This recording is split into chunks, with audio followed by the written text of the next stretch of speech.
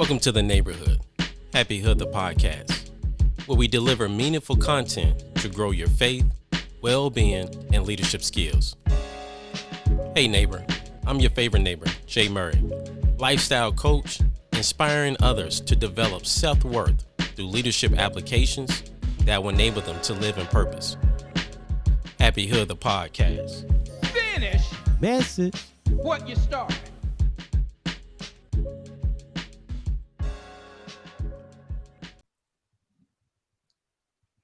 Welcome back to the neighborhood family. Welcome back to Happy Hill the podcast. I'm your favorite neighbor, Jay Murray. And today's guest is a creativity strategist, a global thought leader on creativity and innovation. She is the award-winning author of The Creativity Leap. Please welcome to the neighborhood, Natalie Nixon. How you doing, Natalie? Thank you, Jay. I'm doing wonderfully. Thank you so much for having me on your podcast. Well, I'm super excited. As I said, I am definitely have observed your work, and we're gonna definitely get into a lot of things you have done, your website, and again, family, I will have all the links as well as to her book on our YouTube page. So you definitely have all the information there. But as I have kind of just shared with you, you have definitely been inspiration on for me just with my journey around design thinking and just having this space to release your creativity. It's just so amazing how that little opportunity or that nudge, right, of Yes, releasing and unlocking your creativity just allows you to be so free in your thoughts and yes. so innovative. So again, thank you. So I just want to make sure I give you your flowers, as we Oh, say. you are welcome. Thank you very much for letting me know that. I appreciate that. Totally. So when I speak to thought leaders, authors, I always want to just gain a understanding, and I think it's very helpful around the context of what was the catalyst, what was the driver that led you to write this book, that really drove you into being a creativity strategist. Well, I was sharing earlier in a conversation that I was part of today that I have found myself in many phases of my life to kind of have an observer status, which Mhm. has its benefits because I believe that sometimes when we are on the margins, we actually, it's an incredible asset because we have breadth of perspective.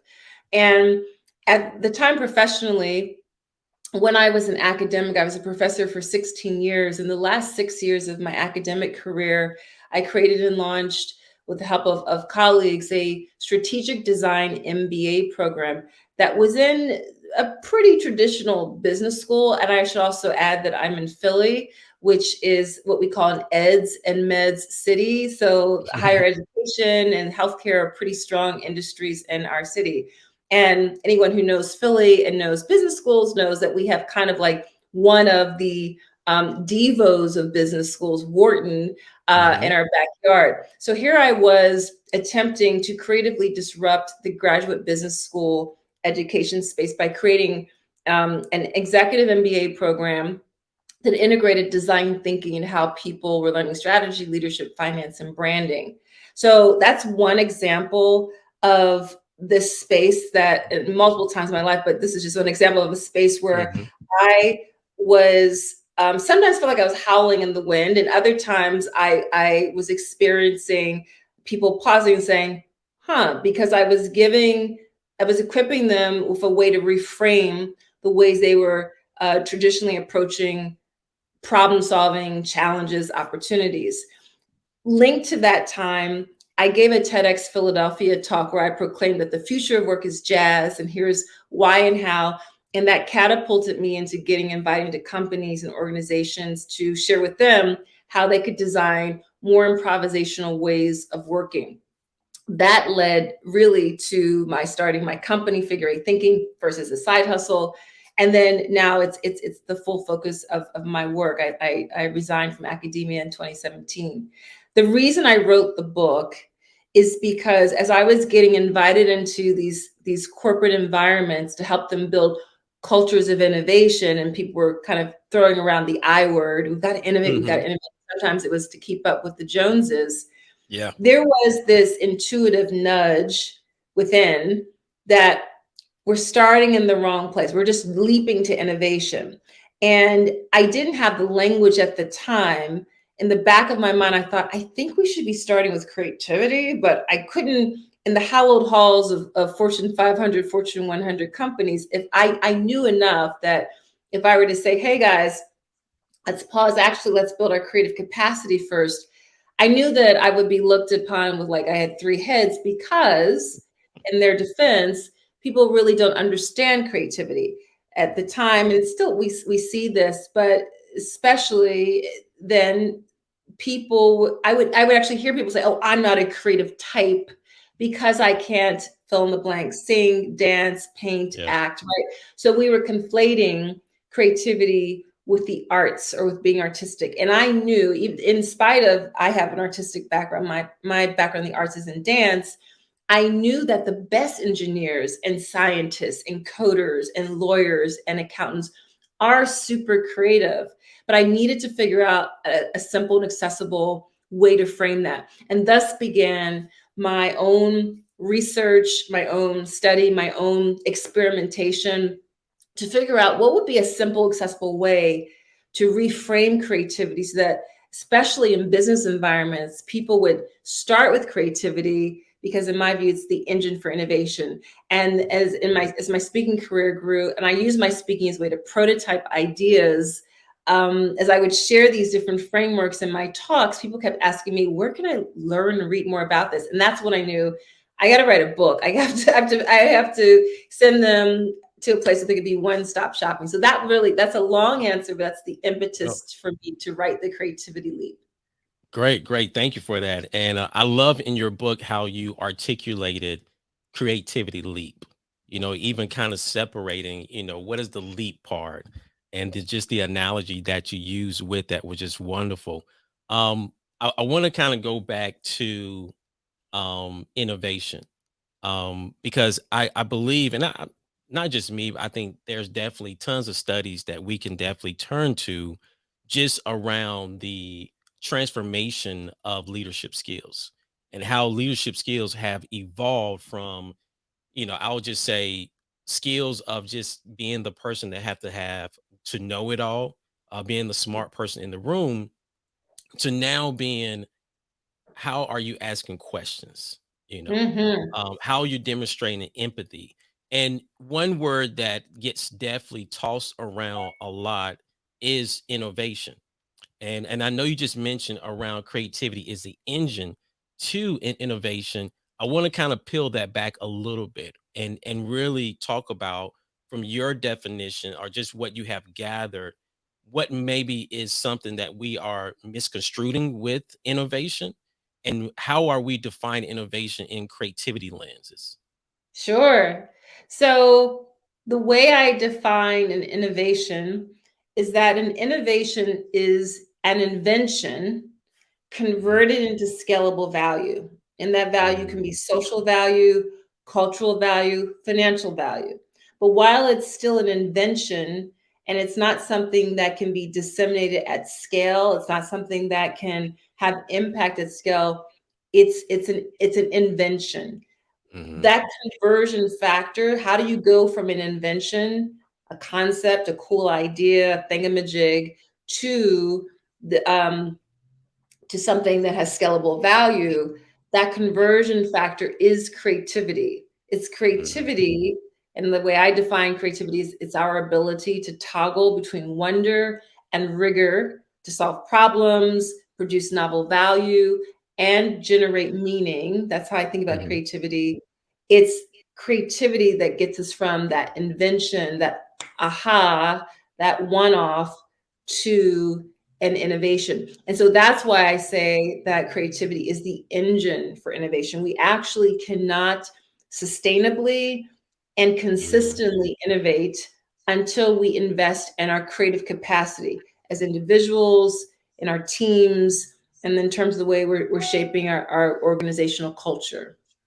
Totally. So I love that. When I think about as you was mentioned around innovation.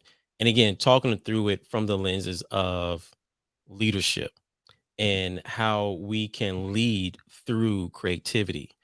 Hmm. Um, when one thing that sometimes, and again, just my line of work of being in the field of process improvement, I work, you can think of as an internal consultant, where I work with different business functions to help them to improve their process, their systems, to develop or drive better outcomes. And one thing that we talk about a lot of time is experimentation. And you Right. kind of mentioned this in your book around, one, are we experimenting in the right way? Hmm. Or are we just putting, throwing spaghetti on the wall and hoping that it stick? I'd love for you to talk about just how experimentation plays in the field or in the arena around of creativity. Right. It's experimentation is fundamental to creativity. I So first, let me reference a Netflix show that I Hmm. started watching. Maybe it's almost 18 months ago now. It's called Billion Dollar Code, and Hmm. it's the German perspective of how Google Earth actually started. And it takes place in the early 90s, East Germany, East Berlin, and these two guys. One's a coder, one's an art student. Again, that wonder, that yin yang, of Hmm. collaboration. Who figured out, and they designed an algorithm where you could basically triangulate where you were in the world.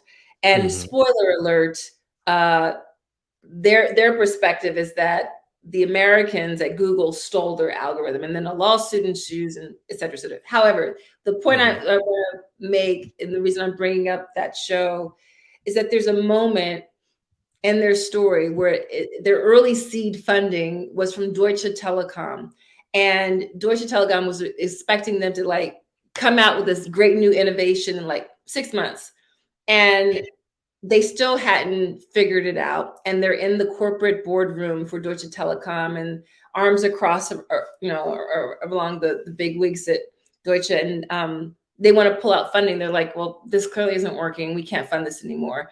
And the Karsten and Jerry Mueller, the two gentlemen, who German guys who developed the code, they're just getting totally demoralized. They're getting frustrated. They can't communicate to uh, their business funders why they need more time. And they're almost thrown out the boardroom when all of a sudden Carson kind of spins on his heel. He's the art student. He says to them in a moment of desperation, he goes, "But isn't that what innovation is all about? Making mistakes."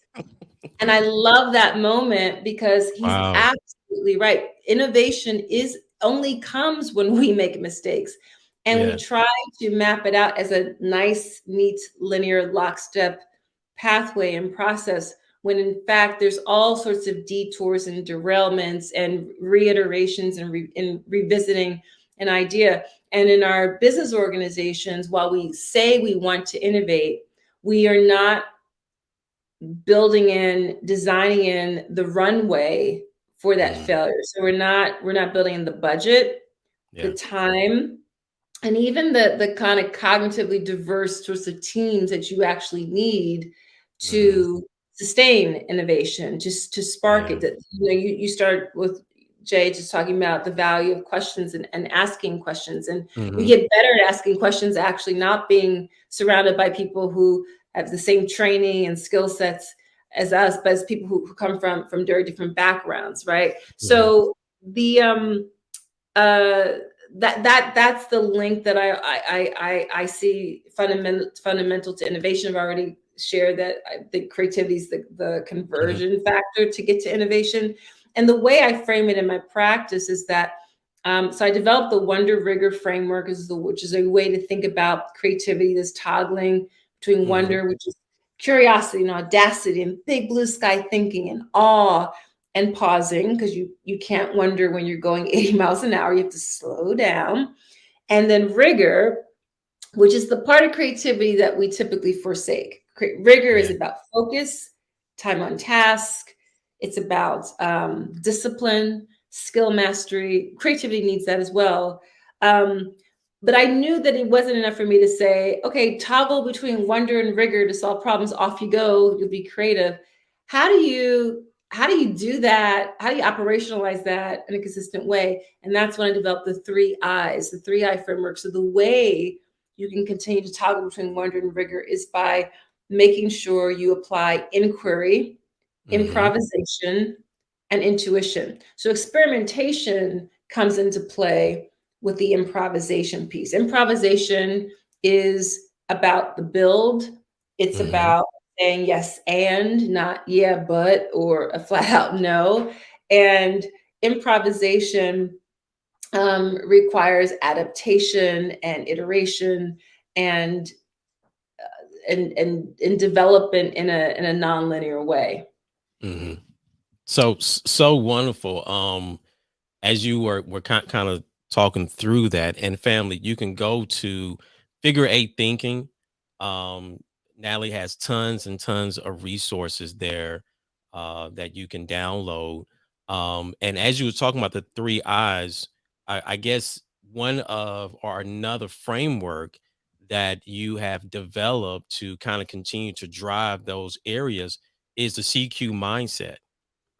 And this is something, again, when you think about how do I continue to lead with creativity? How do I unlock creativity within myself?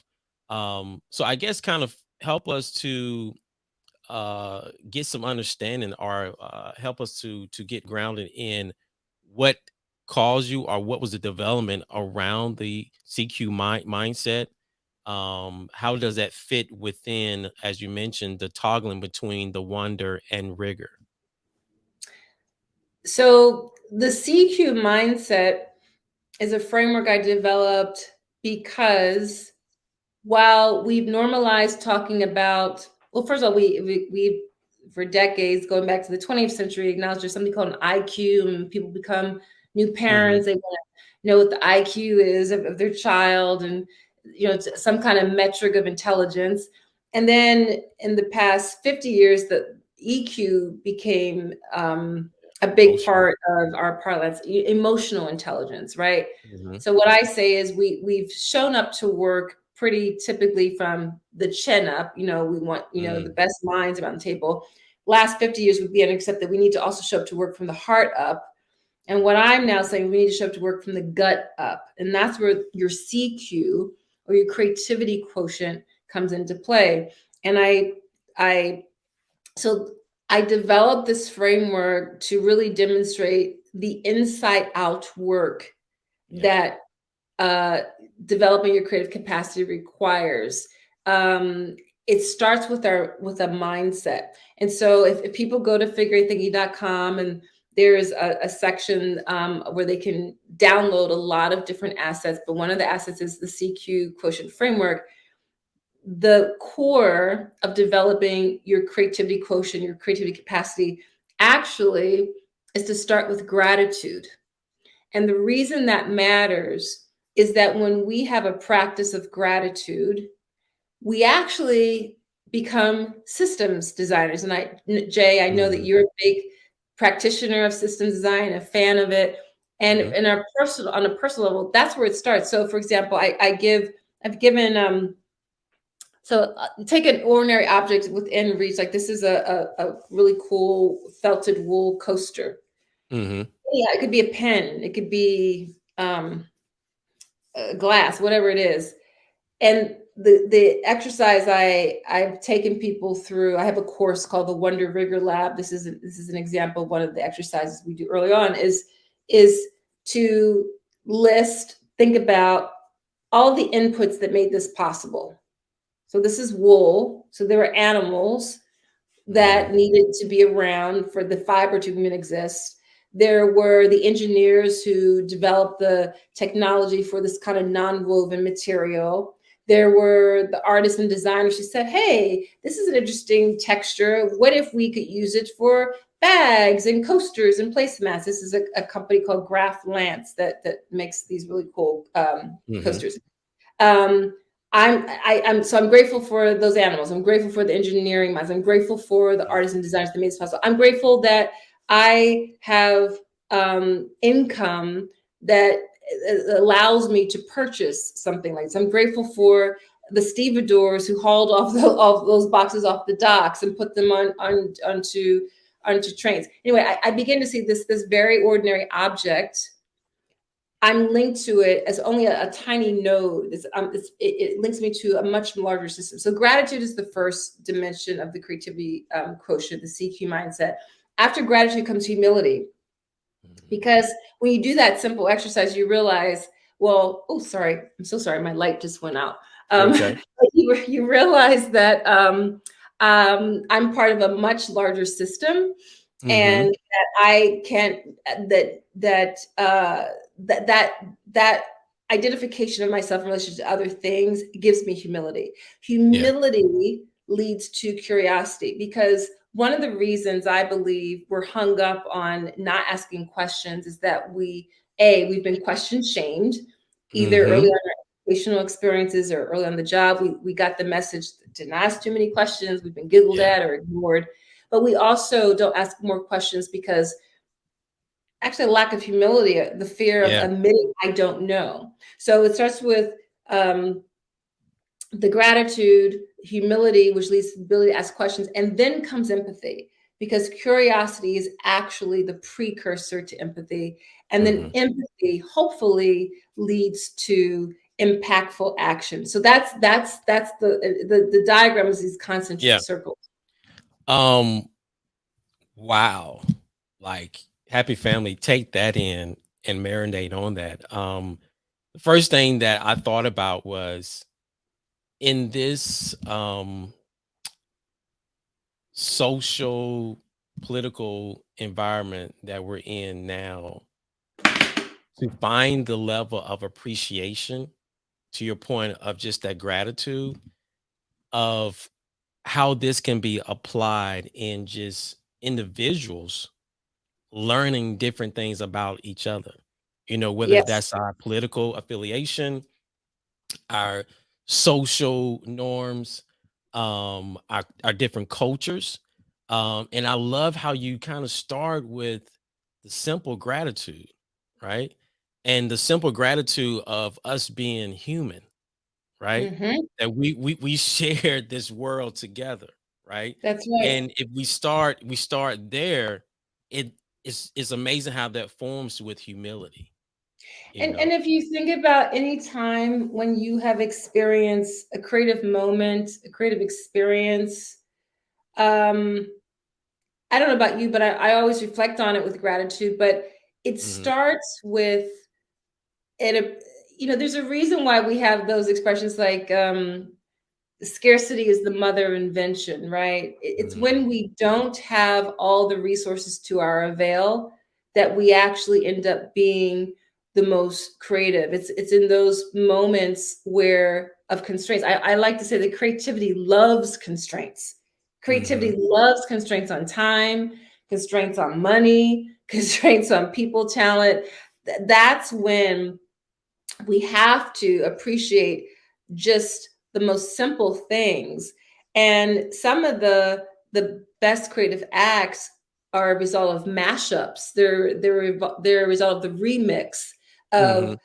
juxtaposing things that they typically would have never thought to put together. And sometimes it's in moments of need and scarcity. So that gratitude piece, I really believe it's the root of all creative invention. Yeah, it is.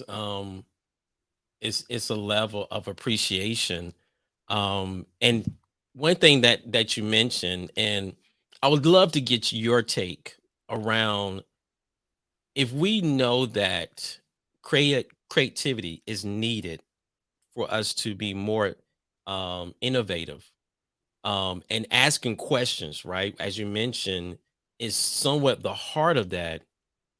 Why we don't do it? Like, why we don't do that? When I think about, even as a child, I have two kids. My daughter is 13, my son is 7.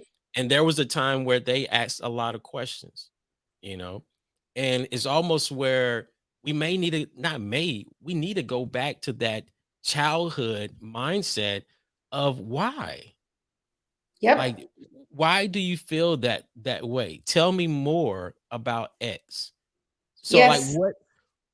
what is preventing us from asking questions?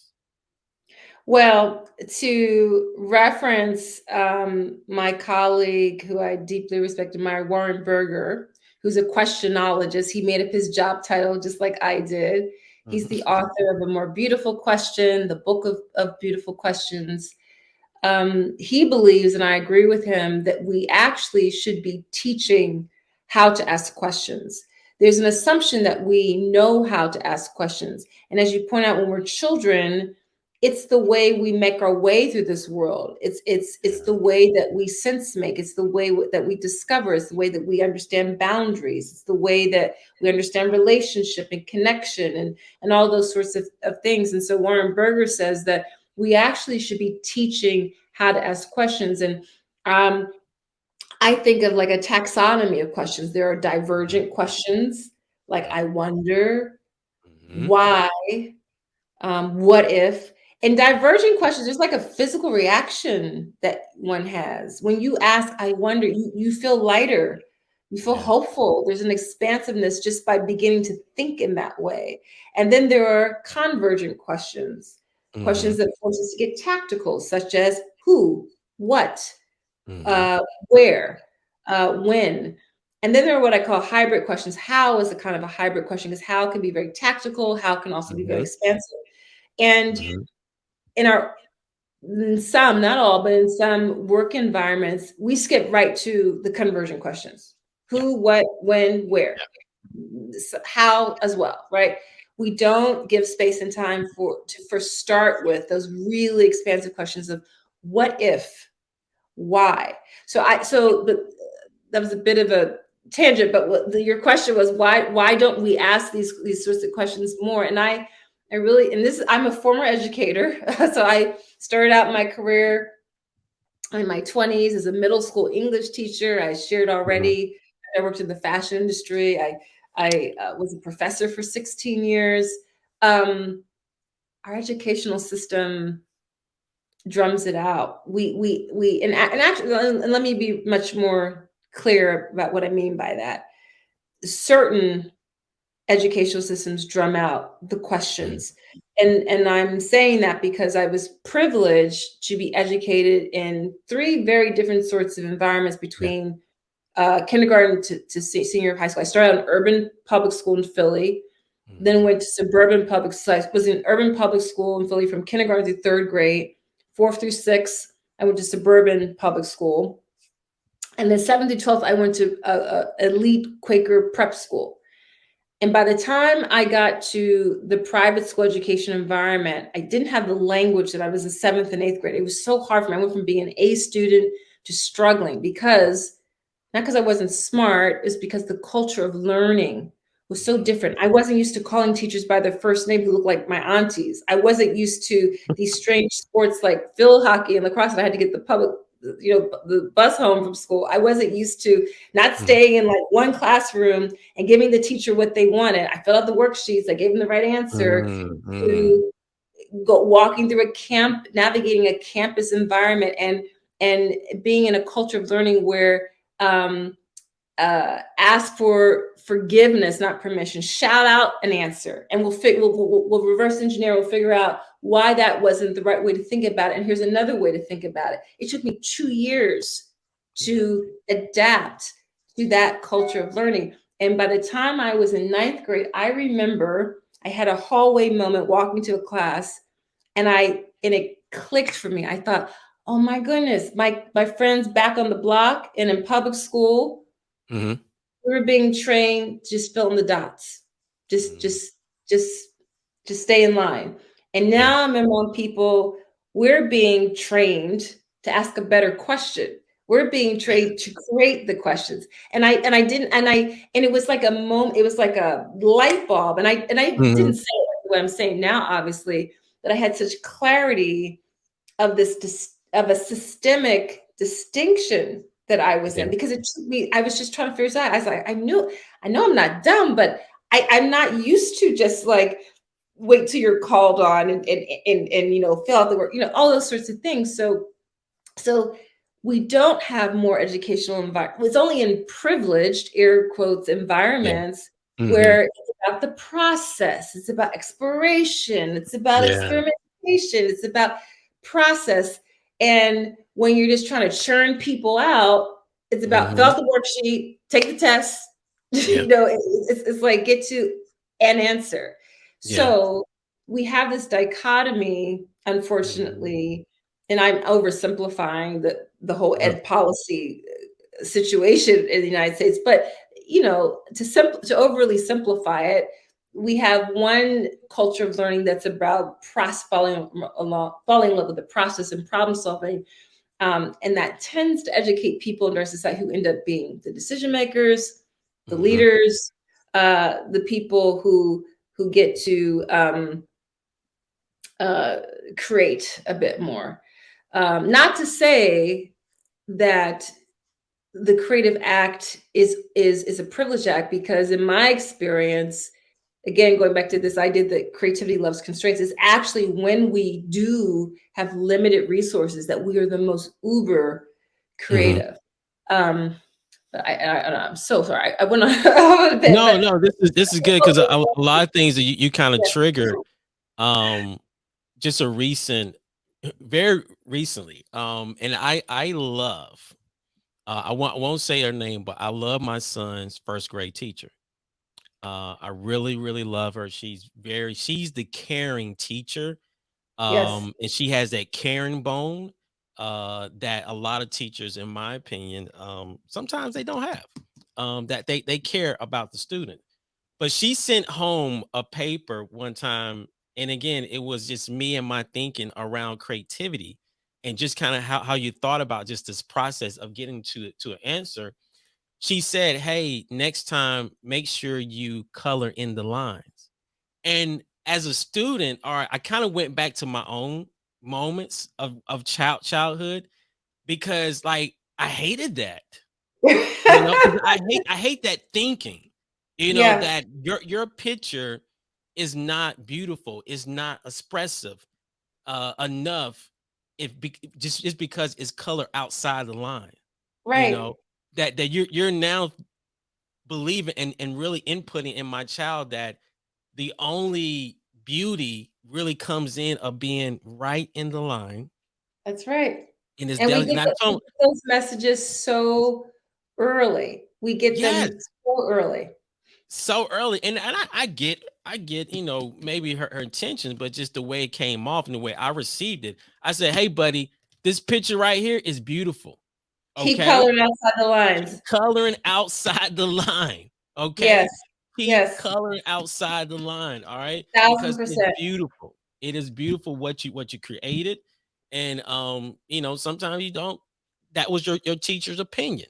And That's as you right. coming up in this world, a lot of people gonna have opinions, but you have to stay true to who you are and what you value. So it's definitely it makes so much sense, again, as you mentioned, as far as you was challenged to ask questions, to Yep. challenge your teachers and to create that space where we're challenging each other. Um, Yes. because we're in this time where technology, I mean, come on, technologically advanced is kicking off. I mean, we so much that technology is doing that's changing the way that we are interacting with each other. It's changing the way that we do business, but we're not having, or I'm finding myself, as I have talked with senior managers, they're not having a lot of time for thinking, you know? I agree. They I we're not agree. having the time for thinking, and as you was mentioned, critical thinking kept coming up in my mind, Hmm. because one thing that I believe that even myself, maybe I have had a misunderstanding around critical thinking, What do you because, mean? well, I feel like it was more of a process to get to an answer, Hmm. as you compared to critical thinking. at times you may not have an answer. You don't have the answer. Right, right, right. You know, Yeah. it's the practice of really just of really being creative, in my opinion. It's the Yes. practice of hitting yourself against the wall. It's the practice of sometimes even not thinking at all. Yeah. Oh, You okay. know? I love this. I love this. I love this. I love this because this is so much a part of the content of my next book, Mhm. which is around something I wrote about in a Fast Company article about a year ago. I was prototyping the idea. I call it invisible work, which is this idea that our most productive selves are Mm. not when we're churning through email. It's not when we're on a Zoom meeting or on a call. It's not on the trackable hours. Is when we step away and we engage in activity that sparks different neural synapses in our brain that actually allow for the juicy bits to happen. So, what are those activities? I put them, the framework I developed is in terms of play, rest, and think. So, Mm. when there's all sorts of ways that we can be at play, which can spark new ways to think about something that we've been staring at for months or weeks or all Yeah. day long. When we are in deep rest, and then when we are able to, as you were just now talking about, deep focused thought. And you're right, so many of our work environments, we are conflating rigidity for Mhm. rigor.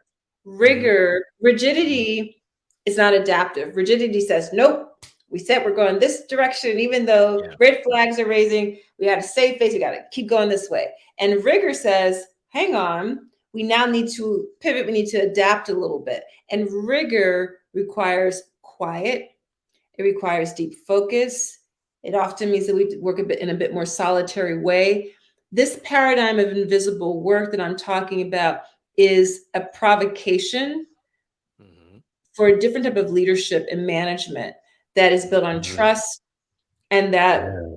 is and that it really calls on us to be much more creative in terms of how we are measuring productivity. Because here's the reality. Mm. ChatGPT has been all the buzz for the past Yeah. few couple of Yeah. months. um, ChatGPT is changing job descriptions. There's, a year ago, no one was talking about prompt engineering. A Mm. prompt, you know what the job of a prompt engineer is? It's to ask a better freaking question. Yeah. Even with algorithmic science evolving at such a rapid clip, curiosity again rises to the fore because the coders need to be able to ask better questions. But if you've ever played with ChatGPT, it's only as good as the questions you ask. So you still have to Exactly. be really great at asking questions. But all this to say is that um, I agree with that the critical thinking happens not necessarily when we can be doing observable work. Mhm.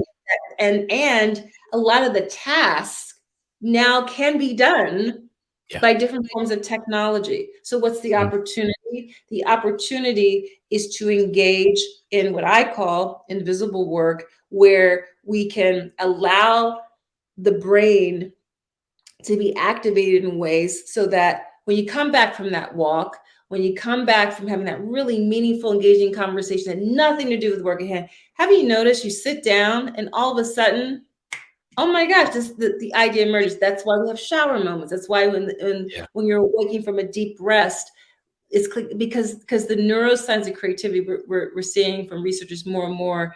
We need and I just lost the phrase, but it will probably come back to me after we're done talking. But Okay. we need those sorts of synapses to be activated in our brain. Wow. Wow. It's I feel we are on the precipice of a change in leadership. When we're asking to your point where and as you mentioned, as far as the wonder and the rigor, where even just the misuse of rigor, um, Mhm. have those that know the answer, those that hey get it done, and that's the thing with critical thinking. It was more of can you take this complex thing and break it down, right? So it's more digestible for us.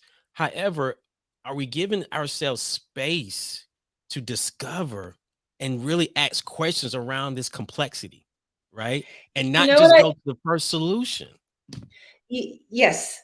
Absolutely, absolutely. And you know what I think is so interesting in terms of the similarities between the way artists Hmm. and, for example, the best scientists work is if you ask them, well, where's this all leading to? What do you want to get them? They will very confidently and say, I don't know. I don't know. I'm gonna figure it. I'm gonna find out. And Yeah. they have glee in that Mhm. process of not knowing. And it's so important for us to lean into the ambiguity. The Yeah. reality is that most of life is super gray. I don't know. Very little things are black and white in this life or Exactly. in this world, right? So to lean into the ambiguity, we are saving ourselves so much time. It's Hmm. actually a much more efficient way to work and to produce and to live. Totally. Now, part of your resources on, again, family, go to figureathinking.com. You can get tons and tons of research resources there from Natalie, but you have different resources around how to amplify your creativity. And certain things that you mentioned was in which I thought I just love the words that you use, the phrase, the clumsy student. You know, Yes. the clumsy student, like, can you just explain that and how that fits into amplifying, your creativity? What is the benefit of being a clumsy student? Well, this is related to my perspective that building a creative capacity organizationally for a team, it's inside out work. And what I Hmm. mean by that is we have to start with the personal. So when I'm asked by large companies, corporations, organizations, well, where do we start? There's a lot of different answers to that question, but one of the answers that's a pretty accessible way to think about it is on an individual personal level to become a clumsy student of something, of Hmm. anything. I don't care what it is. It might be auto mechanics or coding or gardening. For me, it's been ballroom dance. And what happens when you are a clumsy student, the three eyes get activated. In other Hmm. words, when you are not the smartest person in the room, you Yeah. really don't know what you're doing, you must get better at inquiry. You must ask better questions if you're trying to really figure it out. Hmm. Secondly, you're a lot more open to experimentation. You actually might be experimenting, don't even realize you're experimenting because Right. you didn't know, oh, that happened. Okay, I learned something, right? And third, your intuition becomes a lot more centered Yeah. in the work that you're doing. You follow those nudges. Hmm. You pay attention to. I think I should try this, and when Yeah. we're coming to the stakes feel a little bit lower. But here's the thing, and I this is totally anecdotal. Yeah.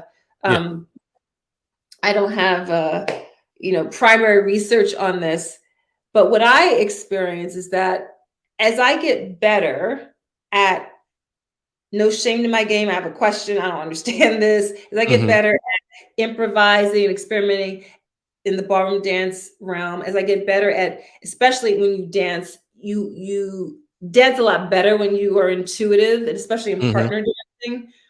What I have experienced is that I'm a lot better at asking questions in my profession. I've exercised that muscle. Hmm. I am a bit more confident about being experimental. So an example I'll give is that I was on a call with a new client. This was about a year and a half ago. And they were throwing around all of these acronyms and jargon. And I thought, oh my gosh, I should probably know what they're talking about. I don't know what they're talking about. And so I said, "Excuse me, I was just wondering what is the ABC of the XYZ, whatever they Yeah. had said." And they paused and they said, "Uh, you know what? Wait, what is that again?" They had forgotten what it meant. They kind of laughed at this and they said, "You know what? Maybe that's another thing we need to add to our work that what we're gonna really go through." But the point is that you get braver at Yeah. inquiry, at improvisation, at paying attention to your intuition when you are a clumsy student of something. So when I say that, how do you shift the culture so that it as culturally you build a culture of creativity? It starts with encouraging your Hmm. team as individuals to do that, and then finish the feedback loop, invite them to share what it is in their world that they're doing and how they're seeing it affect their work. Increasingly, the COVID pandemic really opened this up. I'm in my home office, you're in your home office. Mhm. We have access to the innards of each other, to what our interests are, what our sense of humor is, who the people are in our lives, and so boundaries are getting blurred between Yeah. personal and professional increasingly. So I think we're heading to a working culture, the most successful ones will be able to attract and retain the best talent that is okay with those blurred boundaries once in a while between the personal and the professional. Yeah, totally. Be a clumsy student. I love that. I really Thank do. you. It's kind of, it gives you permission, you Yes, know? it does. And I think I know me, one way of or how I have been able to uncover and unlock my creativity is to really like give myself permission. Yes, Give myself permission to be clumsy, give myself permission to daydream as another way, yes, yes, to it is. build up your creativity, and just do it, Right. and those things have been it has worked so much to where even I feel like I have taken certain principles and applications to my kids, to my Awesome. wife to help them to, what, just take a moment and discover what you're really thinking about, or Right. take a moment to just draw, take a moment to go and just walk, and really unplug yourself. I Yes. guess, last couple questions. What do you want readers to walk away from your book, The Creativity Leap, or even any of your resources, or like, what do you want individuals when they come and visit Figure Eight Thinking? What do you want them to leave away with? So, uh, and this is a pattern in the way I work and think. Hmm. That wonder rigor piece, it Yeah. comes from when I was completing my PhD studies. The theoretical construct upon which my research was grounded is something called chaotic systems thinking. A Hmm. chaord is a mashup of a word between chaos and order, and it's Hmm. something that D. Hock, who was the first president of Visa, the credit card company, thought Hmm. of because he wanted to organize Visa, um, and the way he saw nature being organized, some chaos, which is randomness, and some order, which is structure. And he did a mashup of the two words. And that, as you can see, is a theme in the way I look at understand the world. So Hmm. I want people, my hope is that you walk away equally parts energized and inspired, and also leaving with the practical, tactical things of what you can do. So the Yeah. inspiration and energized part is the wonder, and being Hmm. able to practically, tactically understand, well, how could I implement this? What's the first next thing I might do? That's the rigor. So I hope that people find the resources, the book, the card game I developed Yeah. to be both energizing to them as well as yay, as well as practical and tactical. Yeah. Well, you have tons of information out there that I really believe, as we now go into next, 20, 30 years, and as more and more demands are going to be for us to make quick decisions, to change and pivot continually, are practicing and creating space for creativity, as you mentioned, it just gonna allow us to really drive innovation and really go after some really cool things, that's out there. So again, I want to thank you for being part of the podcast, joining the neighborhood. um Natalie, where people can reach out to you, any social media handles you want to Yes, please follow provide? me on LinkedIn. I post lots of different um, ideas, questions, my desire to be thought provoking. On so connect with me on LinkedIn. Follow me there. On Instagram, I'm Nat W Nixon. I have a YouTube channel, and as you have so graciously kept mentioning, Jay, you can go to figure8thinking.com, the number eight, and connect with me there, and join the newsletter, the Ever Wonder newsletter.